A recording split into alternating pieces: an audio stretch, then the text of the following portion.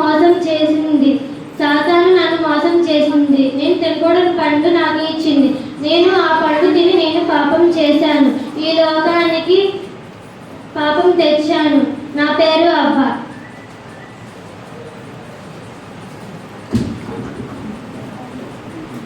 నా పేరు రూతు. మా ఆయన చనిపోయాడు. మా అత్తగారి పేరు నయోమి. నేను మా ఆయన చనిపోయినా సరే మా అత్తగారిని నేను చూసుకుంటున్నాను. నేను బోయాజు పంట పండించుకుంటూ మా అత్తగారిని చూసుకుంటున్నా. మా అత్తగారు ఒక రోజు నన్ను బోయాజు పొలంలోకి వెళ్ళి పంటను కోసుకు రమ్మంది. మా అత్తగారు చెప్పిన మాట నేను పొలంలోకి వెళ్ళి బోయాజు పంటను కోసుకొచ్చాను. నేను బోయాజు పంట వల్ల నైపుణ్యాను. నా పేరు రూతు.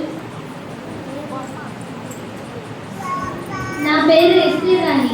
ఎంతో మంది రాణి అవడానికి పోటీ వచ్చారు, కానీ యేసయ్య దయ వల్ల నేను రాణిగా అయ్యాను. నాకు తల్లిదండ్రులు ఎవరూ లేరు. నన్ను నా పినతండ్రి పెంచుతూ వచ్చాడు.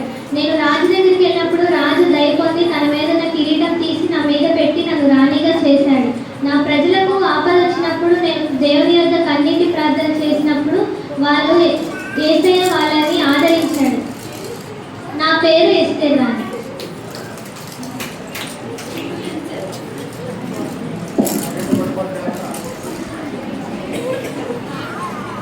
నా పేరు మరియా. నా భర్త పేరు యేసేపు. నేను పరిశుద్ధాత్మ ద్వారా గర్భము ధరించి యేసుక్రీస్తుకి జన్మనిచ్చాడు. ఈ లోకాన్ని రక్షకుని తెచ్చాడు. అందుకే మీరందరూ రక్షించబడ్డారు. నా పేరు మరియా.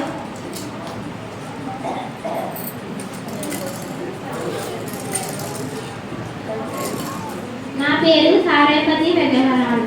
సారేపతి అనే గ్రామంలో నేనొక పేద పెద్దవరాలిని.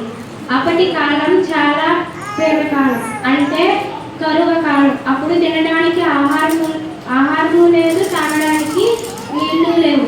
అప్పుడు మా ఇంట్లో కొంచెం పిండి, బుట్టలో కొంచెం నూనె మాత్రం.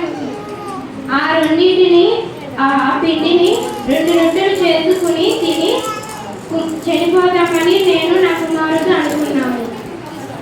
అప్పుడు రొట్టెలు చేయడానికి పుల్లలు లేనప్పుడు పుల్లలు తీసుకురావడానికి వెళ్ళినప్పుడు దారిలో ఎలీషా నా దగ్గరికి వచ్చి 2 రొట్టెలు ఇమ్మని అడిగాడు. అప్పుడు నేను ఏమీ ఆలోచించకుండా ఇంటికి వెళ్ళి 2 రొట్టెలు చేసుకుని ఎలీషాకి ఇచ్చాను. అప్పుడు నేను ఎలీషా వల్ల దయ పొందాను. దేవుడికి ఏదైనా ఇచ్చేటప్పుడు మనం ఆలోచించకుండా ఇస్తే దేవుడు మనల్ని ఆస్వాదిస్తాడు. మళ్ళీ దేవుడి వల్ల మనకు దయ పొందుతాం. నా పేరు సారేపతి విధవరాలు.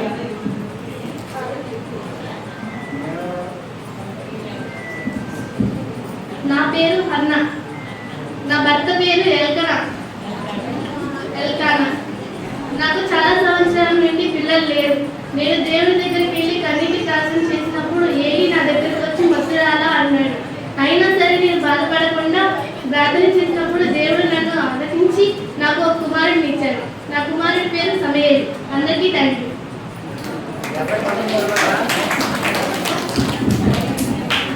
అందరూ చప్పట్లు కొట్టాలి. అంటే బయట క్యారెక్టర్స్ మనం చదివే ఉంటామని చూస్తున్నాం కదా, అందుకే అలాగే టచ్ చేసుకొని వచ్చారనమాట.